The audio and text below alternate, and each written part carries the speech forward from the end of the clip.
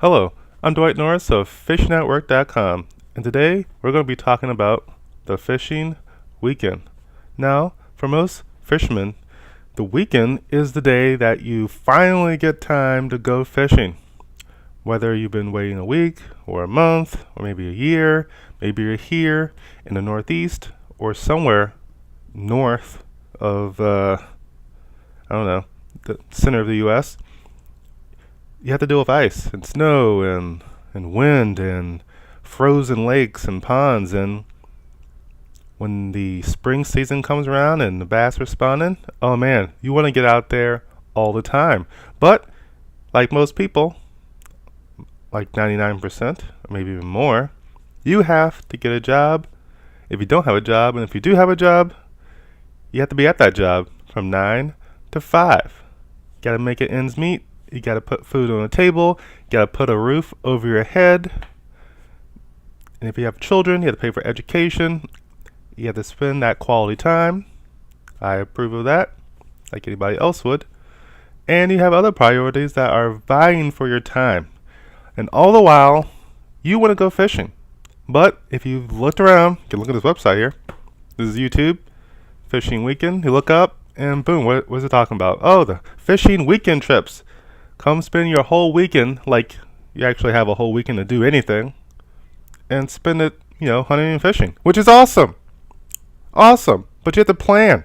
You have to tell people, I'm going to be here. Don't bother me. Don't talk about no trash. Don't talk about doing any yard work. No DIY crap. This is time for me to go fishing. And you have to schedule this, and this only happens every so often. But we all know in our brain that we want to go fishing every day. And that is the cusp of what FishingNetwork.com is about.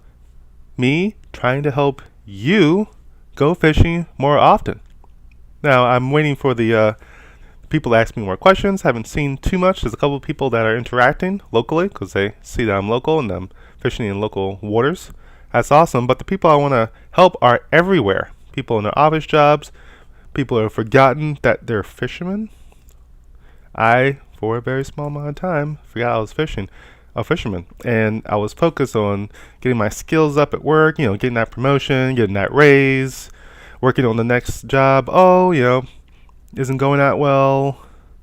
Not moving up like I want to, not skilling up like I want to, not making the money I want to, but yet I still have to do what I have to do. Gotta pay those bills. Gotta put food on the table.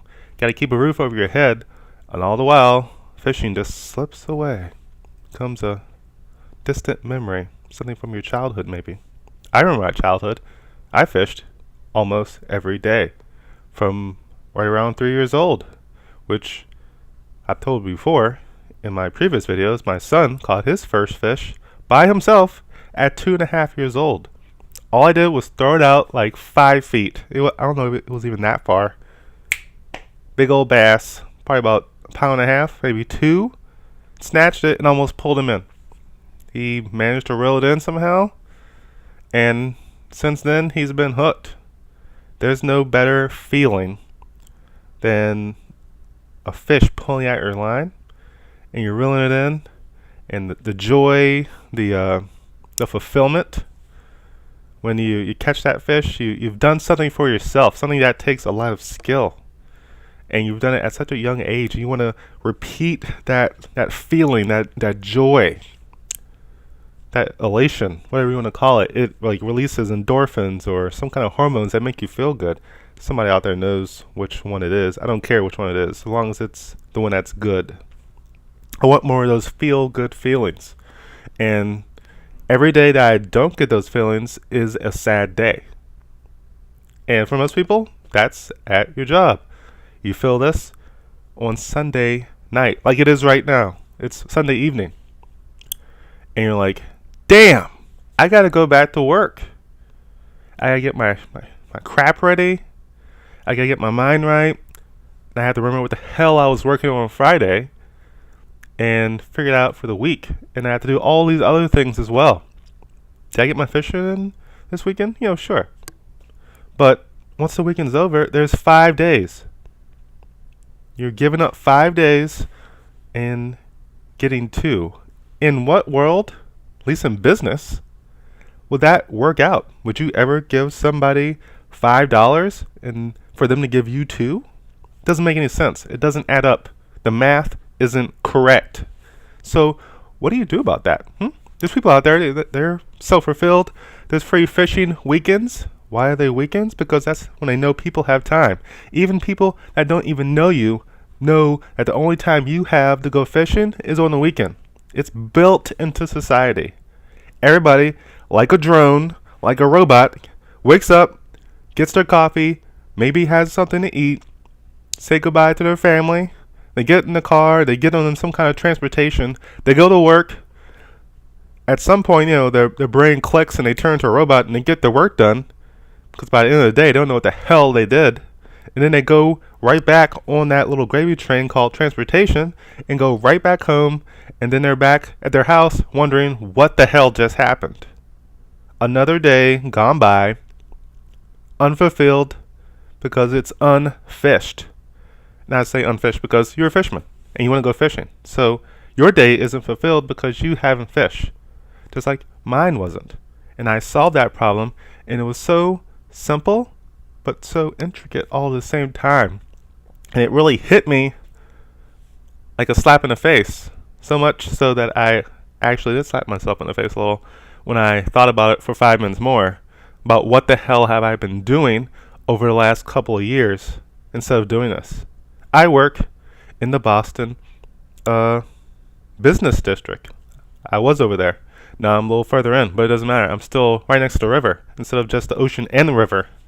And I looked out at the water. I'm getting a little excited here and a little angry remembering this. I spent years there right next to the water. I even saw the herring run come in. And I saw the videos on thewater.com and some other people hitting them up right there at the entryway to the river. And I could walk there. Walk. All I needed was a bag of plugs, my fishing rod, and I could have brought home some freaking stripers, like something I can eat. Most people don't eat the fish in the Charles River because of the past. But the Boston Harbor and the ocean are good. We eat those fish every day. And my family will eat that too. It's acceptable. But what the hell was I doing? I was caught in my own head. And I want to get people uncaught. And that's my goal.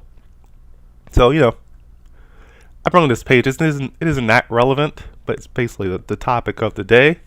But I'm going to repeat this over and over again. Like every third video is going to be me telling you to go fishing. Because it's that possible. Unless you're out in the desert, with no water source near you, well, then I can't help you because there's nowhere to fish. But I can give you a suggestion. And that is, you're a fisherman. What the hell are you doing in the middle of the desert? You should be next to a water source that has fish in it. And if it doesn't, you should be talking to the owner of said water source and getting some fish put in it to help the ecosystem. That's what people put fish in ponds and stuff for, because it helps it keep it clean and it makes it usable. So take initiative. And if you're like most people, the world's mostly water, right? There's water everywhere. And where there's water, there's probably fish. And if there's fish there, you should be there at some point in time. So if you haven't been to my website, fishingnetwork.com, it tells you step by step how you can make this happen. And this gives you a very, very bare bones reenactment of what I did to make this happen. I refined it later on. There's a lot of intricacies that have to deal with you and your people skills and personal skills and maybe your communication that will make it a lot better. And also a little bit with organization to make sure you have the right things and you can transport things the way you want to do whatever your goal is when you go fishing. But the main point is you can do this without a fishing rod. You go to work without a fishing rod, no lures or nothing, don't even worry about that. Do this first. Find your local not watering hole, your local water source where there's fish that you want to catch. Go to Google Maps. See how long it'll take you to take transportation there, whether it's your feet, a bike, a train, a subway, a bus, whatever. If you got money, take an Uber. Huh. You don't have to go every day. You got money, It's a quick, easy ride. You can carry whatever you want, whenever you want. That's the value of Uber or Lyft. And then write down how long it took you to get to that place. Maybe it's 5, maybe it's 10, maybe it's even 20 minutes. And then take note of that. It took you 20 minutes to get there. It'll probably take you 20 minutes to get back, or 10 minutes to get back, or 5 minutes to get back, whatever amount of time it took you to get to your local water source. And then minus out for an hour, because most people's lunch hours are an hour. So maybe you have 50 minutes, or 40 minutes, or 30 minutes, or even just 20.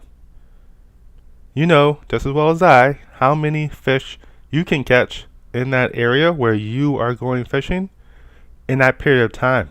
Maybe you catch no fish, maybe you catch a couple, and maybe you can catch a lot. As for me, it takes me 10 minutes to get to my closest source. And there's all kinds of fish there. There's bass, there's perch, there's bluegills, there's pumpkin seeds, there's yellow perch, there's crappie, there's catfish, there's striped bass during the herring runs. There's 2 of them. They can last about a month or more. And what else is there? That's the main things. The other part of the Charles River has other stuff like pike and smallmouth bass, but I don't go up there too often unless I'm going with my son on the weekend. And that's a ton of fish. And I've caught them all at the same location. Something's going to bite. And if you want to guarantee that bite, you use live bait. That's the first thing you should use. Use what's going to work the first time so you can realize and find out what's there. And you're happy. You catch a fish. But this time you're not going with anything. You're just going to stare out the water. Sit down on the bench. Relax. Take in the environment. And be like, holy shit, I've been here for like 50 minutes. 40 minutes, 30 minutes, 20 minutes, whatever. You know the calculation. Then, walk back to your job. And then, sit back at your desk and get ready to go work again. And take about 5 minutes and think about what you just did. Not right now, I'm just kind of visualizing. You went somewhere where fish are. You sat down for a period of time. And you got up and went back to work. And then there weren't any problems.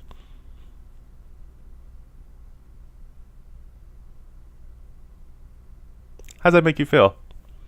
Knowing that you could have used that time to go fishing. If you had your rod, your reel, and your lures, or your live bait, you could have caught a fish. You're worried, I'll get all stinky, I'll get wet, my nice, Giorgio Armani suit or whatever. Okay. Do a quick change when you're there. Take it with you. A little clothes change. Maybe it takes you 5 minutes. Not a big deal. You're not getting in the water unless you want to, do some wading, or you're a fly fisherman. Cool. Get that stuff out too. It's only an amount of time to do that. Once you know that amount of time it takes you to do that, then you can calculate what kind of fishing you can do and where.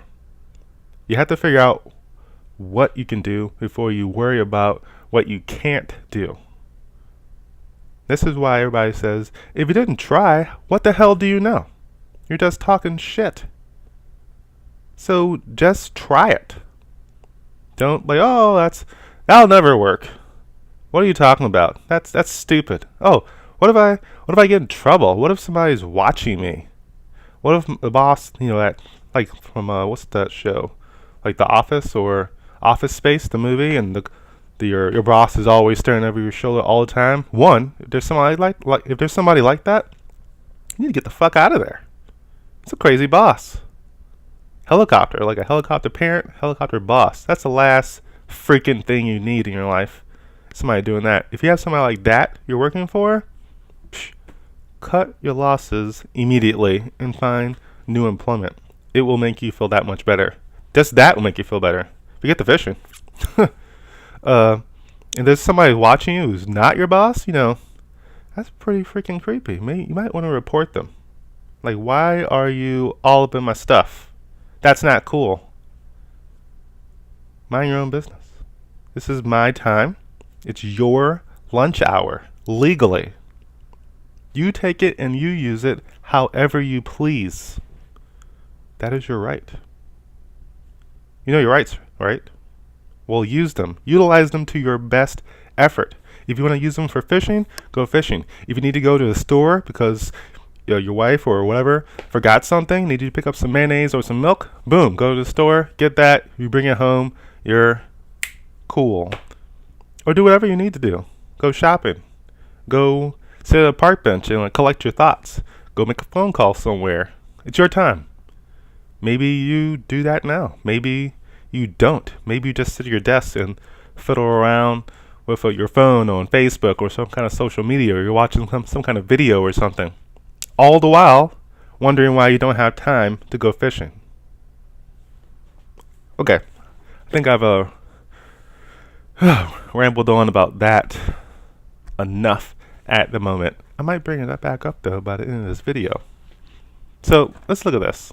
There's some good information here that I found on bassresource.com. They're pretty popular. They've been around for a while, and they say they're the ultimate bass fishing resource guide. I don't really know. I haven't gone through this complete site, but they got lots of data here. And for this particular purpose, it makes total sense. Now, when you think about fishing on the weekend and fishing on the weekday, there are some advantages to fishing on the weekday which nobody can seem to do except for professional fishermen. And they know what the heck happens on the weekend. That's when everybody has their time to go fishing. So they're rushing out there. They're swarming the parking lot. They got their boats lined up at the boat dock. And man, when somebody gets their boat in sideways, people get pissed. I don't know why I'm yelling so loud. Maybe I've been one of those people. But man, dude, do you not know how to back up your truck? Oh, I forgot. It's been a whole week since you did it. Or maybe a month, maybe a year. And it's that first time you get in there. And even worse, if you get the boat in and the motor don't start. Then you have to pull it back out and figure out what the hell's going on, or pull it to the side and hopefully there's a place for you to tie up while you figure out what the heck's going on with your two-stroke. Question is, don't buy two-strokes. They're not reliable. But yeah, and when all that happens, there's boats everywhere, motors are blaring, people are knocking around, there's lures being presented to every single fish, and the fish are like, oh, here we go again. You think they have goldfish brains? Not bass. They remember. And that's why they're harder to catch when they get older. Like I've stated in my how to catch more and bigger bass PDF, which I'll show you a little bit of, and you can get it for free from my website. It talks about how the bass grows. Eyes, sense of hearing, sense of touch, and taste all get more sensitive and better over time until it dies. It never gets weaker. It doesn't get like us where we get really good at a certain period of time and then it gets worse. No, for bass, it just gets better. They're like superhumans if they were humans. And that's why they're seemingly always hard to catch. When you catch that big boy, man, you should really take down some notes to figure out what the hell you did to trick that thing, because that's absolute gold.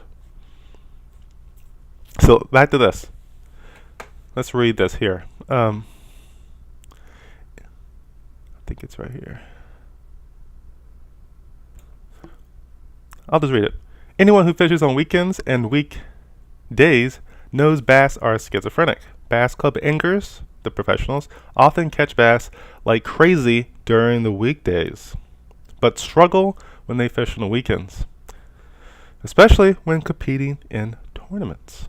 One major reason that bass change personalities is the boat traffic and the fishing pressure that assault many lakes, rivers, and whatever else on the weekends. So when this happens, the fish know what's going on. It's the onslaught of the time-deprived fishermen. And you're like, damn, the freaking fish aren't biting today, man. I got 2 days a week to do this, and the fish aren't biting.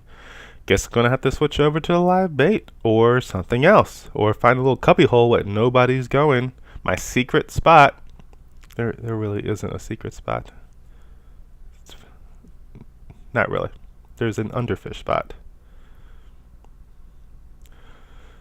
And this is well known. This is an older article, I think. But it's very well known. This is a big problem. I had a spot here I wanted to show you. I think it's just below this. Here we go. There are probably about 80 people practicing for the tournament that week, Marshall says. I'm not sure which person this is. Somebody that's professional. So, but then starting on Friday, we had weekend traffic to contend with. And when that happens, they don't catch crap. So you have to think when you have a tournament near you or there's tournament fishermen, when their tournament has to happen over the weekend, they know their fishing numbers are going to go down. The size of the fish and the amount of the fish is going to slow. They have competition. The bass fishermen are everywhere. They're scaring all the fish.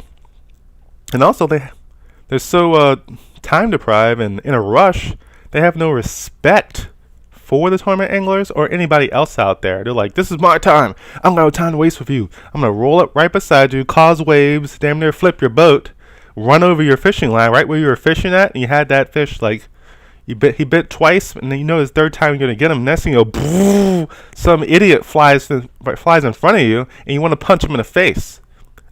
If you have a boat and you've been fishing on a local lake, you probably have come across this as well. It's downright disrespectful. And there should be like a course where people follow to figure out how they should have proper boat safety and boat etiquette. Or bass fishing etiquette or fishing etiquette. Maybe I should make a class. But I'm sure inside of it I might get a little too heated. But, you know, people have to know. And around here, it's ocean fishing. And you have to get your USGS certification for a certain size boat. And there are things you need to do when you're out in the ocean. I don't know all those things. So I will make sure if I do, and when I do get my boat, and I want to go out to the bay, and I want to fish for striper or anything else I can catch that's inshore on my boat, that I get a USGS certification so I'll know what the heck's going on, so I don't get run over by some, like a ferry boat or the big charter boats, you know, like talking about those big mile-long liners. Won't even see me. I have to stay out of the main channel or lane going into the bay, because, you know, I don't want to die. I just want to catch fish, right? Is anything else we can pull out from this article, which is fantastic, actually? Ooh, here we go. If I see a crowd where I want to go, I usually stick with my fish. I'll just do something a little bit different. Probably like, you know, change the color on his worm, make it a little bit bigger, try a different type of bait, like a spinner bait, which I think he did here. He was catching them on spinner bait, so he tried something else out. And then things started to happen.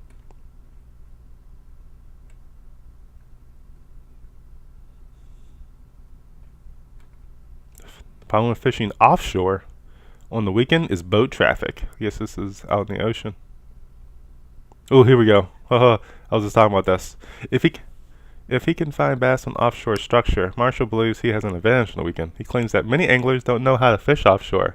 There's types of man-made and non-man-made structure that you can find with your sonar unit in the middle of the water, and fish will like to float above it. They like structure. It could be on the shoreline where you can see it, that's where everybody goes, or underwater, and the big boys like to hang down there and wait for the hurt fish to fall down. Oh no, I almost got bitten. I'm gonna get away, and then freaking 15-pound bass sucks you up. Fantastic. I'm still hunting for that one. And that's why these fishermen are stuck fishing shallow in crowded water. And since offshore bass see fewer lures, they're more inclined to bite. And this is the problem with fishing from shore for Fishing Network. It's the most pressured fish. I'm on a less than pressured river with the trawls. People are still worried about contamination, even though it's been verified that it's perfectly fine. But the past from 30, 40 years ago is still fresh in people's mind, because most people around here are older and they remember when it was really, really bad. And of course, the fish knew too, because all the flounders left the bay. But now they've came back over the last 5 or 7 years. I've heard, and they're back and they're big, which means the water coming out of the river is a lot cleaner. Also, the upper part of the Charles River has the trout are coming back, and they've been stocking them since they've realized the trout are actually living now, and stocking them, and more are coming back and living and lasting more than that one season, which means the water is clear because trout hate dirty water.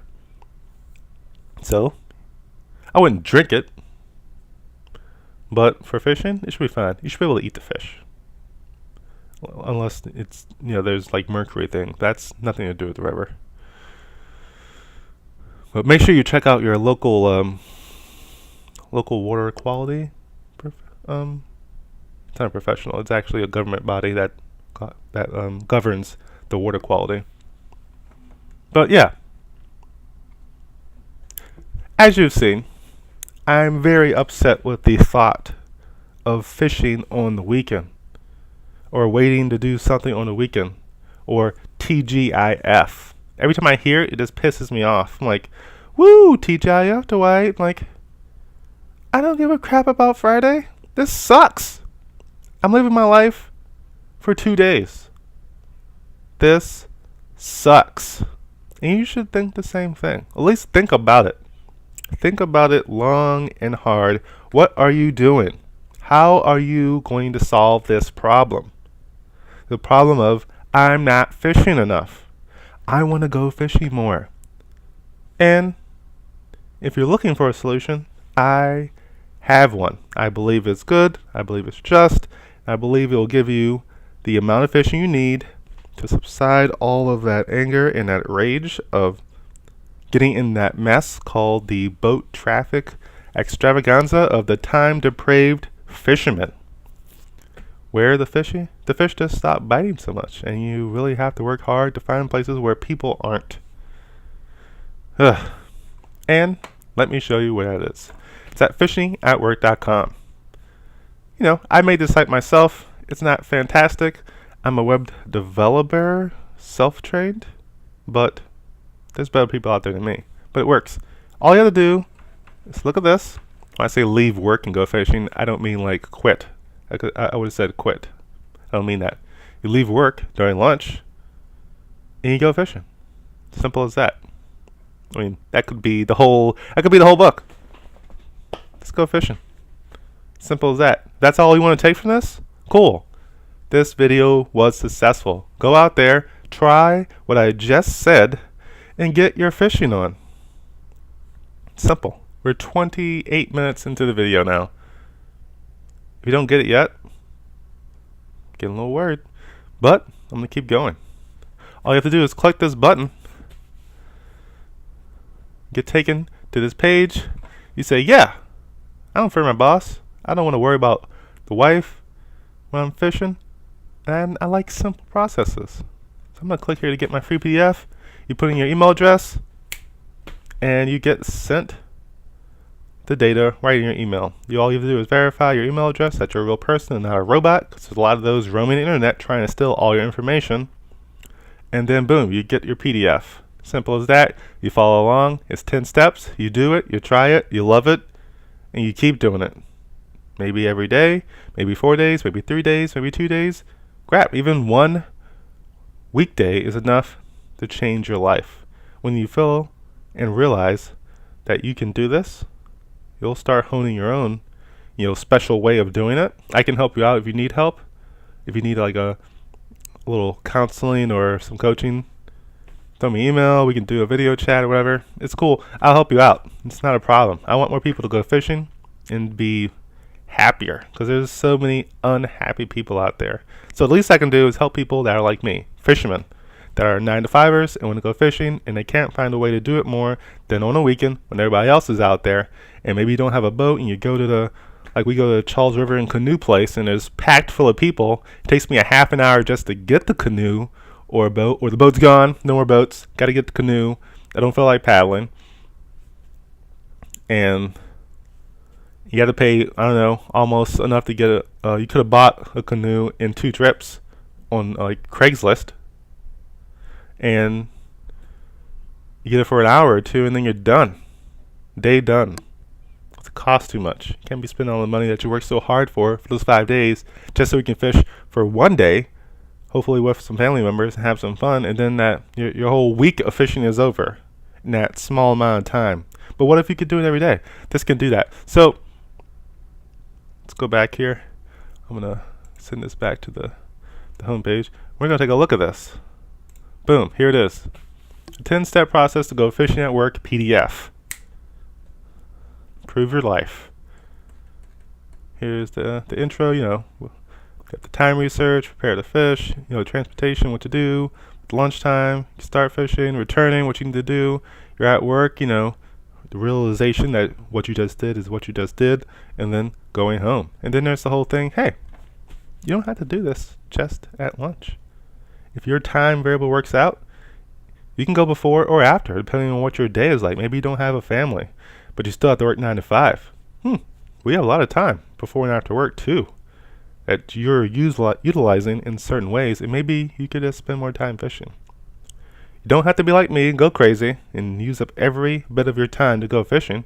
Maybe you just need a little pick me up, a little fix to get you through the week, and you could do it 2 or 3 times a week and be like, whew, yeah, get my fishing in. Caught that big bass. Tried out that new lure I got. That Ned rig is working like cake. I'm not sure why I said cake, but I think that works. Here's a fish I caught. I was looking for a panfish, and this bad boy sucked it up. And he had a belly on him, or her. It's fantastic. And you know what's happening right next to me? This is on the this is right in the Charles River Esplanade. Right to the left of me, there's a big dock where all the people who don't have a job, or they're college students from BU or something, they go out there and tan during the summer. So they're sitting there tanning, and I'm pulling a big old bass right up from under them. And they're like, holy shit, it's a big bass, or whatever fish. They don't even know what a fish is called. It's like, hey, it's a smallmouth or a largemouth. They'll be like, what are you talking about? There's different kinds. And then the first fish I caught when I tried this was the first day. This was the first day I went my fishing rod. The first day I didn't take one, just like I told you. And I came back and was like, holy crap, I gotta try this tomorrow. And I went back and I had my little, that white little grubby thing. Nothing else. No spinner or anything, just that. And I was flipping it, and that thing hit it like right on shore. I think it turned sideways, hit the shore, and it rolled and came back out and just ripped it. And I was like, holy shit, there's crappie in this river? I had no idea. And I caught a nice one, like, a slab, as they call it. That's what Mr. Crappie will call it. That guy knows how to toss that thing with that little flicking motion. Pew! I still haven't perfected that. Maybe I need his specific gear to make it happen. My gear doesn't do that. But yeah, you never know what you're going to catch. Even if you use the lures that are specific for one thing, if something else thinks it wants to eat it, it will. And this crappie said, that's mine. So this will help you. Also, if you're looking for more specific bass information, you can go further below here, maybe it's a little hidden, and there's a How to Catch Bass 45-page ebook that I created that you can get for free. You do the same thing, you click the button, and you get this little opt-in page here. You do the same thing there, and then you'll be sent an email with this 45 pages of how to catch more and bigger bass I've created myself. Here's another fish I caught near the Charles River Esplanade. This is just west of there. It took me another 5 minutes to walk to this location than my 10-minute location, and I got caught in a couple minutes. Right under those lily pads right there. It's a layer of lily pads, and then this overhanging tree. Talking shade paradise for bass. And man, was he chilling under there. Did I catch that on a worm? Yeah. Anyway, I talk about the fish in general.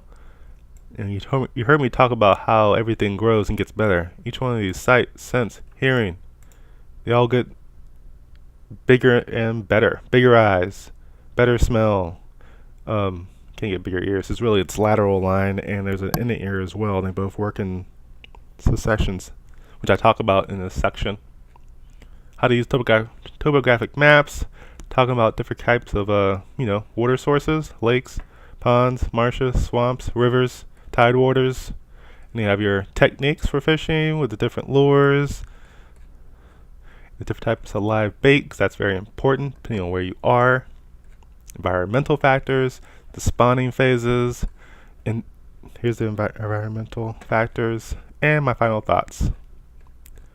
And that obviously going to talk about, dude, 10 steps to go fishing. Get it. What are you reading this for? If you haven't gotten the other one, get the other one.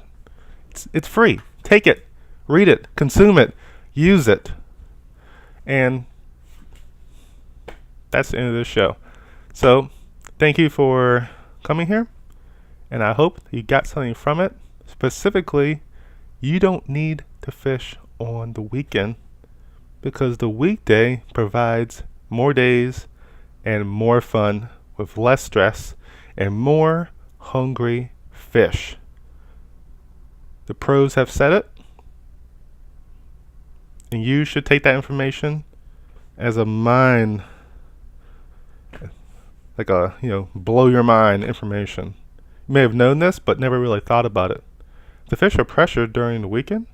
It's obviously because everybody's fishing during the weekend. So fish when people aren't fishing while they're at work. See you later.